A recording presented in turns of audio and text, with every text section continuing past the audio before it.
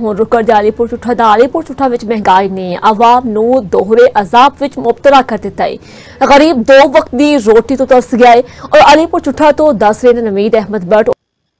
जी बिल्कुल अलीपुर चट्ठा च पहले सलाब नूं बहाना बना के ते लोकां दा खून चूसिया गया, महंगाई इस हद तक पहुँचाई गई कि आम आदमी की कुफ्ते खरीद खत्म होती दिखाई दी। उस तो बाद मजहबी जमात के रोड बंदिश की वजह तो बहाना बना के ते महंगाई का एक नवा तूफान खड़ा किया गया। उस तो बाद पेट्रोल का ओहदा बहाना बना के एक इस हद तक महंगाई की गई कि आम आदमी जिहड़ा 2 वक्त की रोटी तो तरस गया। हुण हुकूमत नूं वक्ती तौर इस चीज़ का अदराक होया तो उन्हें पेट्रोल ते भी कंट्रोल किया, मजहबी जमातां दा धरना भी खत्म हो गया।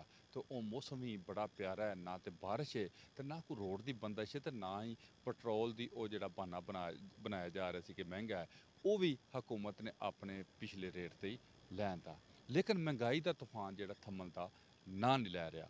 अगर गल करिए टमाटर की तो ज़री मुल्क के विच इस टाइम टमाटर मंडी का रेट जिहड़ा 500 रुपये के करीब है। अगर गल करिए कद्दू की तो कद्दू जिहड़ा ज़री मुल्क के विच इस टाइम जो आम सब्जी है वो भी 200 तो उत्ते आवाम खरीदण ते मजबूर है। गोंगलू, गाजर और दीगर सब्जियों की गल करिए तो वो भी एक आम आदमी खरीदण की पोजीशन च नहीं। हुकूमती दावे अपनी थां ते, लेकिन लोकी की आंदे ने उन्हां नाल गल करने आ।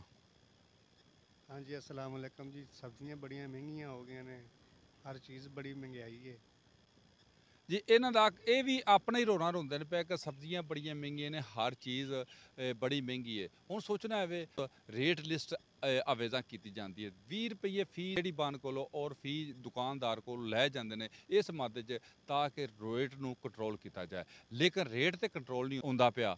50 तकरीबन 50,000 के करीब इन्हां पर्ची के मद च रोज़ अलीपुर इकट्ठा होंदा है। इस तरह दीगर जिहड़े ने दूजे भी अदारे मुतरक ते नज़र आउंदे ने, लेकिन अमली कार्रवाई करन तो गुरेज़ा ने। हुण वेखना है अलीपुर चट्ठा दे विच चंद माफिया जिहड़ा है ये ताकतवर है या अदारे वाकई ही अपना कलीदी किरदार अदा करके आवाम की सहूलत वास्ते कुछ करते हैं। जी।